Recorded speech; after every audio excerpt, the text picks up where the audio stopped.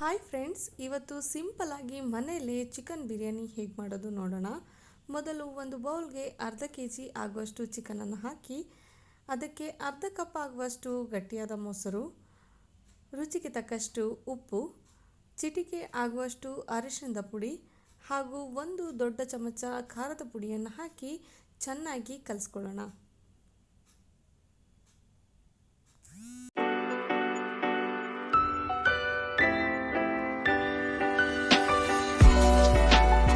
ಕಲಿಸ್ಕೊಂಡ ಈ ಮಿಶ್ರಣವನ್ನು 15 ನಿಮಿಷಗಳ ಕಾಲ ಫ್ರಿಜ್ನಲ್ಲಿ ಎತ್ತಿಡೋಣ.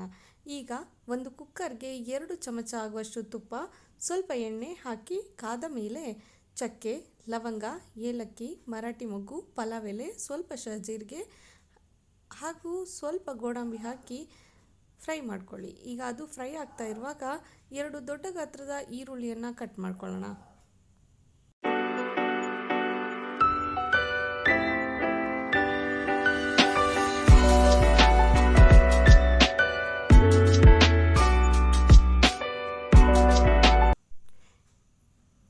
ಕಟ್ ಮಾಡಿಕೊಂಡ ಈರುಳ್ಳಿಯನ್ನು ಕುಕ್ಕರ್ಗೆ ಹಾಕಿ ಚೆನ್ನಾಗಿ ಎಣ್ಣೆ ಮತ್ತು ತುಪ್ಪದಲ್ಲಿ ಫ್ರೈ ಮಾಡ್ಕೊಳ್ಳೋಣ.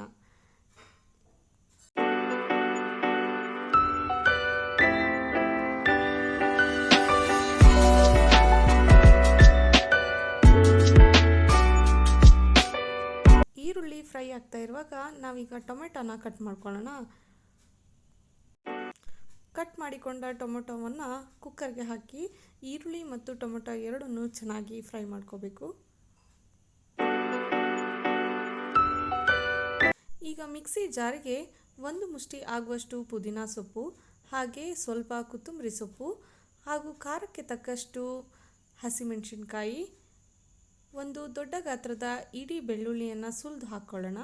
ಹಾಗೆ ಸ್ವಲ್ಪ ಶುಂಠಿ, ಸ್ವಲ್ಪ ಜೀರಿಗೆ, ಒಂದು ಚಿಕ್ಕ ಪೀಸ್ ಆಗುವಷ್ಟು ಚಕ್ಕೆಯನ್ನು ಹಾಕಿ ಸ್ವಲ್ಪ ನೀರು ಹಾಕಿ ರುಬ್ಕೊಳ್ಳೋಣ.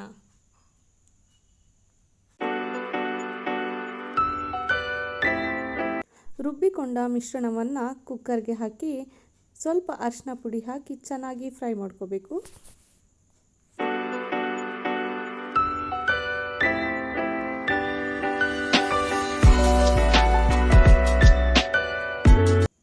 ಮಸಾಲ ಚೆನ್ನಾಗಿ ಫ್ರೈ ಆದಮೇಲೆ ಈಗ ಒಂದು 2 ಚಮಚ ಆಗುವಷ್ಟು ಬಿರಿಯಾನಿ ಪೌಡರ್ ಹಾಕಿ ಚೆನ್ನಾಗಿ ಫ್ರೈ ಮಾಡ್ಕೋಬೇಕು.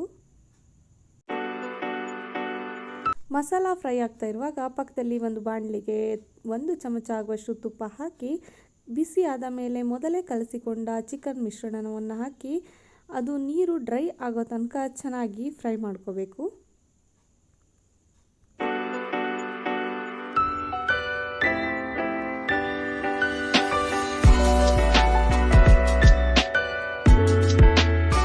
ಫ್ರೈ ಮಾಡಿಕೊಂಡ ಚಿಕನನ್ನು ಕುಕ್ಕರ್ಗೆ ಹಾಕಿ ಮೊದಲೇ ಹಾಕಿಕೊಂಡ ಮಸಾಲ ಮಿಶ್ರಣದೊಂದಿಗೆ ಚೆನ್ನಾಗಿ ಫ್ರೈ ಮಾಡ್ಕೊಳ್ಳಿ.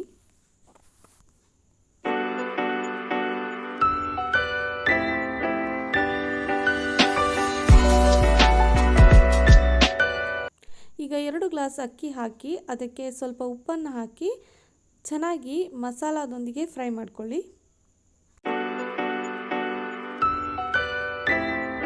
ಅಕ್ಕಿ ಮಸಾಲದೊಂದಿಗೆ ಚೆನ್ನಾಗಿ ಫ್ರೈ ಆದಮೇಲೆ ಈಗ 1 ಲೋಟ ಕಾಯಿ ಹಾಲು, 3 ಲೋಟ ನೀರು ಹಾಕಿ ಚೆನ್ನಾಗಿ ಖಾರ ಉಪ್ಪು ಹದ ನೋಡಿ ಲಾಸ್ಟ್ಗೆ ಸ್ವಲ್ಪ ಲಿಂಬೆಹಣ್ಣಿನ ರಸವನ್ನು ಹಾಕಿ ಕುಕ್ಕರ್ ಮುಚ್ಚಳ ಮುಚ್ಚಿ 2 ವಿಷಲ್ ಕೂಗಿಸಿದರೆ ಬಿಸಿ ಬಿಸಿಯಾದ ಚಿಕನ್ ಬಿರಿಯಾನಿ ಸವಿಯಲು ಸಿದ್ಧ.